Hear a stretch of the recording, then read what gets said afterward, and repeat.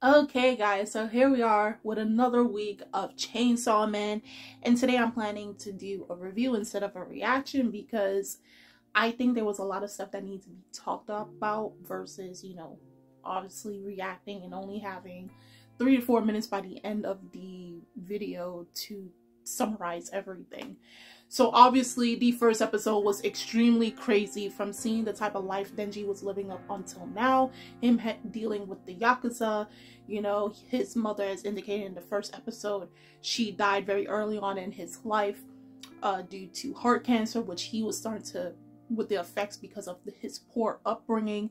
His father ending his own life because somehow he had dealings with the Yakuza and couldn't pay them back, leaving Denji with an unending amount of debt to them. So he decided to take himself out the picture, leaving a poor defenseless young Denji with his devil pet, devil dog, Cheetah, to deal with the repercussions of his actions.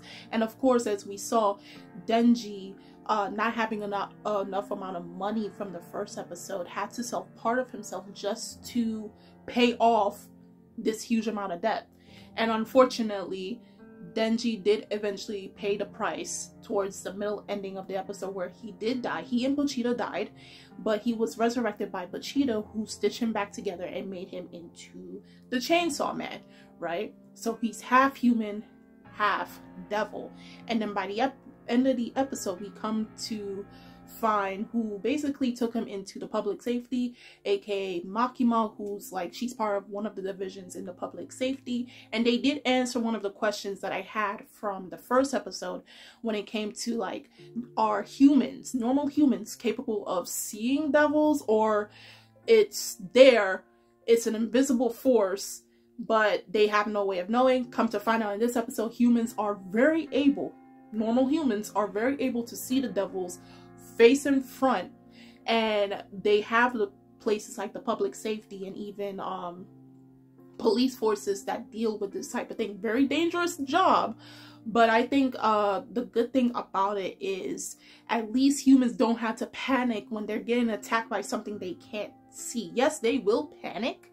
Yes, they will get frightened by seeing like some type of creature that doesn't look human attacking them. But at least, more than likely, I can guess within the Chainsaw Man universe, they have precautions and laws and stuff, rules that will tell normal citizens on how to deal with these certain situations and how to go about it. Of course, people will still die, people will still lose their lives or deal with long life trauma of it, but it's better than not being able to see some type of, I don't know, weird creature, weird being, and it's coming out of nowhere and attacking you and or unfortunately killing you, right?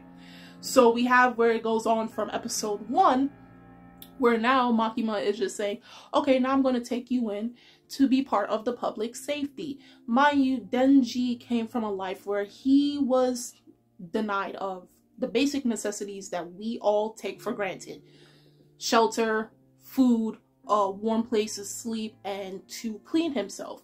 So while he's in the car and they're driving to go find a place to go and eat and everything, we have Makima, and I did see stuff online prior to the anime, and they kind of gave a gist of what Makima's character.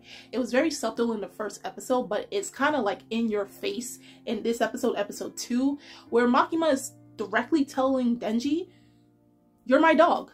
And when I give out rules, when I tell you to go, you are to respond with either yes or wolf." Now, Denji knew and still knows what it's like to be taken advantage of. And if you really think about it, his circumstances may be different on the surface, right? He was dealing with people that wouldn't even give him a proper place to sleep, okay? He was dealing with the Yakuza. They made him sell parts of himself to pay off, again, the debt that probably not even after his life is done would he be able to pay it off. And here we have where Makima is like, you'll have a job, you'll get paid, you'll get time off, paid time off, vacation hours, you'll have a place to sleep, you'll have a place to be able to take a shower, take care of yourself, you'll have good food, the stuff that we take advantage of, basic necessities. But underlining that, it's no different than how the Yakuza was treating him. He is nothing more than their dog. And on top of that, if he decides to walk away from all of it all, if he says, I'm done being people's puppets, I'm done being people's dogs, he loses his life. So on the surface, it may look different, but underneath that, it's really not the same. It's really not the same, and you have to say you really do feel sorry for Denji, because you can obviously tell he is a young kid. Not young as in like 10, but he's like in his teenage years, and he was robbed of possibly the best years of his life, his early childhood, coming now, okay? So while that's happening, and you know, she's telling him all of that, and he's questioning, is she really a nice person or is she a bad person? But because she's like going back and forth almost psychologically with Denji and everything, he's just like, so long as I can be with this really cute girl and I'm getting all of this life can't be that bad, okay? So it's like Denji's still trying to find his purpose, because he made that promise with Pochita in the first episode that showed us the background story of how these two met, and basically how he said, I'm going to show you a world where we don't have to suffer like this. And now Pochita became his heart. Pochita does still live, but he just lives inside of Denji. So everything that Denji experiences, Pochita will be able to experience as his new heart, right? So he's trying his best to fulfill those promises he made all those years ago. So going forward, now we meet a new character by the name of Aki Hayakawa. Of course, he's been in the public safety job for more years than Denji. He started 3 years prior, and he is basically his senior. So they're going out on patrol, and he's like, you know, you need to know how to surveillance, what this job is all about, just, you know, groundwork and all of that stuff. And he takes him to an alleyway and starts beating up Denji. Now, his reasons for doing that is like, if you're only here because you like Makima and she's being nice to you and you're not really here to defeat devils, you need to go. And his reasons for that, we come to find out in the episode, is simply because he had co-workers, he had colleagues who have been killed by devils, obviously, in his line of work. And if you're not serious about this type of job, which obviously is not a guarantee that you will live, because you're dealing with creatures that are not human. They don't care for human regulations, laws, rules, whatever. They don't have human emotions or anything. They will kill and eat and destroy whatever they want when they want, okay? And he's lost too many people that he has cared about in this line of work than he can count. So he doesn't want someone who doesn't have a resolve or strong enough will to come in here prancing around like how this is just a day at the park, day at an amusement park or something, and thinking this is going to be an easy job, because it's not. You could be next, right? So he decides to beat him up. And the most hilarious thing about this episode was that, like, after he's done trying to beat up Denji, Denji gets up and knees him in the kintam reference, okay? And he continues to do it. I'm like, my dude, just stay down. You're getting kicked in the family jewels. You might not have nothing left after this, okay? And even Denji is reinforcing, saying, yeah, I'm doing this because of Makima. I'm not really doing this because I really care about killing devils or anything. He's pushing his resolve, saying that, like, she's the one taking care of me. She's cute. So I'm going to do this job, okay? So both of them don't really see eye level and everything. So it's going to take a few episodes before they can really stand almost on equal ground, or they can kind of tolerate with each other, because obviously for Aki, he's coming from a place of obviously experience, but as well as loss, you know, severe loss of their friends in this line of work, whereas Denji is coming from a place where he's never had someone looking out for him. He never had anyone interested in him long enough to care about his health and well-being. And Makima is the first person, despite her very suspicious behavior, aka calling Denji her dog, okay, her pet essentially, she gave him a sense of belonging, a sense of security, if you will. Probably a false one, but we'll have to see as episodes go by. But for Denji, that's really all he was trying to achieve in life. So if that's being shallow, then so be it. Okay, because you don't know the type of life I've been living, and obviously I don't know the type of life you've been living. So they go on this next mission to this house where there's a fiend, and we come to find out what a fiend is. And you would have thought it was something similar to Denji. So it's basically where a devil takes over a human corpse, and obviously there is some distinction. So of course, remember back in episode 1, Denji did die. He was chopped up into pieces. Him and Pochita was chopped up into pieces by the zombies from the zombie devil. And Pochita, being a devil himself, took over Denji's corpse. The difference here now is there is a distinctive difference where a fiend is a devil taking over a human's corpse, but they still regain conscious. So that means the person, the dead person, the corpse, has no control over themselves. It's the devil that's taken over, and from the head, from the body down, neck down, is all human, but the head now has half human, half devil features. And obviously it's the devil taking over the mind and everything, so the human is completely gone. They are extinguished from their body, probably their soul is departed from the body, and now it's the devil taking over. And they want blood and carnage, and they hate devil hunters. Okay, so that's what makes it different between Denji and other fiends, because Denji still retains his human qualities and his human conscience while still being able to have the abilities of a devil. Okay, so if you think about that, that's why Makima is so interested. You can obviously tell she's interested because within their work, they have dealt with fiends, they have dealt with devils, and we come to find out there is fiends that's working in the public safety department, but they're kind of like on parole. So if they slip up, it's over for their life. Okay, come to find out closer to the end of the episode. But they did deal, Aki and Denji did deal with a fiend.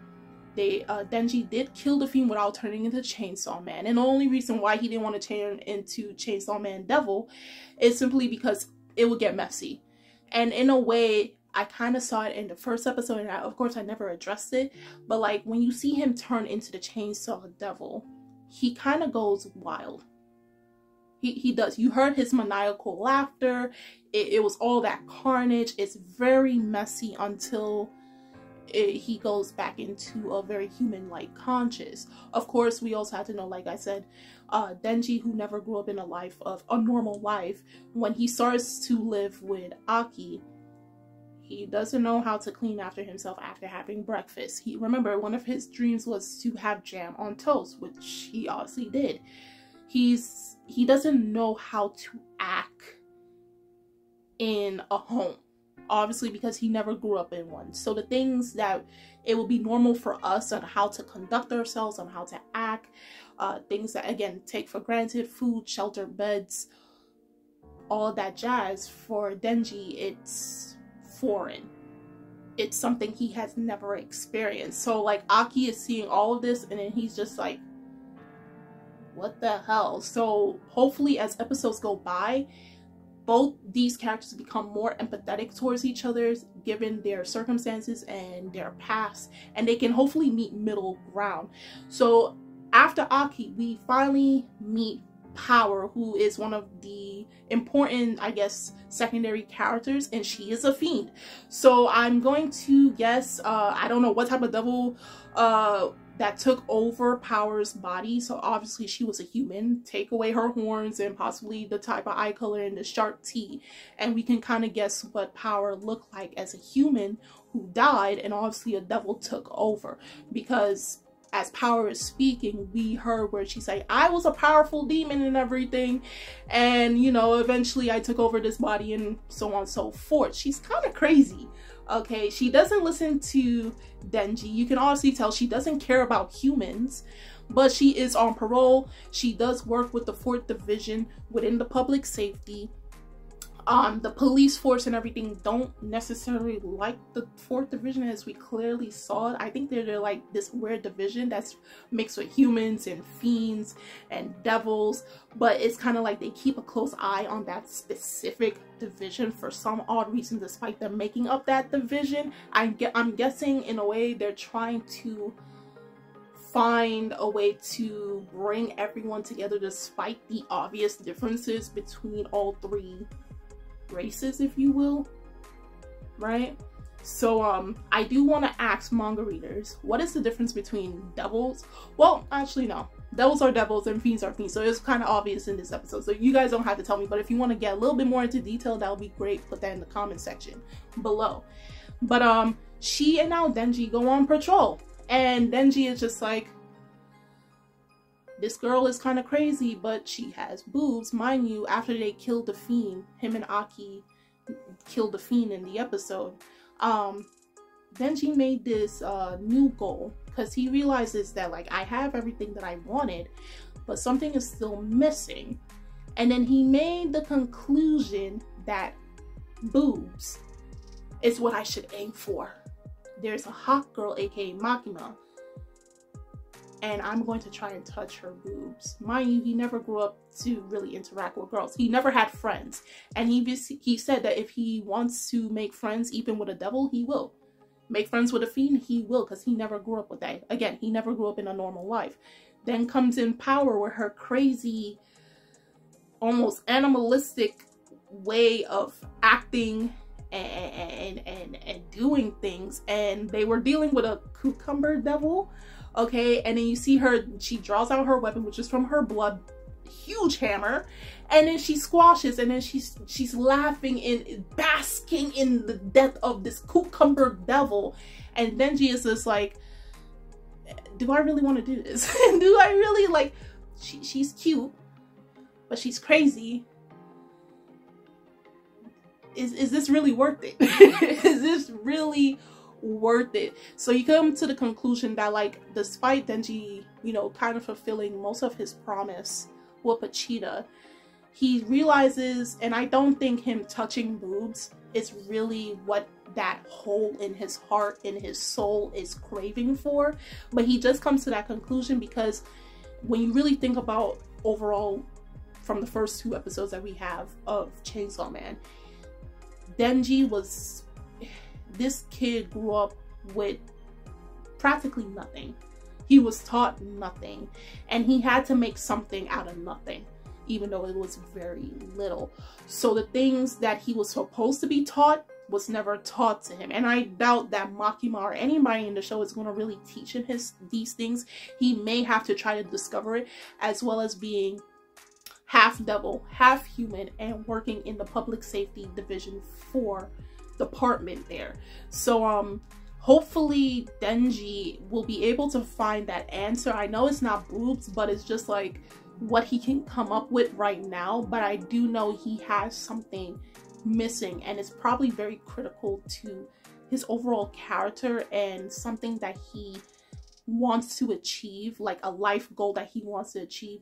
But again, because he was not able to grow up in an environment that allowed him many choices to choose from, he started off from a very narrow path. I don't think currently right now he's able to see where his roles can lead to, and he always had a collar on his neck. He can only go where his master is telling him to go. So hopefully in this show we'll able to see what Denji can do with how limited his, or how tight his leash is, and how long it can go, because the person now, it changed from the Yakuza to now to Makima's hands. Okay, so we'll see how it goes for Denji on his path as now a devil hunter, and see what Makima and the rest of the cast has in store for him, and how he just works with them and everything. So guys, do tell me in the comment section below on how you felt about this week's episode of Chainsaw Man. What were some things you noticed? Manga readers, as I always tell you, no spoilers, But do tell me on how well this episode adapted from what chapters in the manga, or some things taken out, things added in, things that stay the same, things that were even done better in the anime, or things that were done better in the manga. I would love to read and hear all of that. The links are in the description box, so you guys can go check that out. And I'm Kimi-chan of Anime Legends, and I will see you guys later. Bye!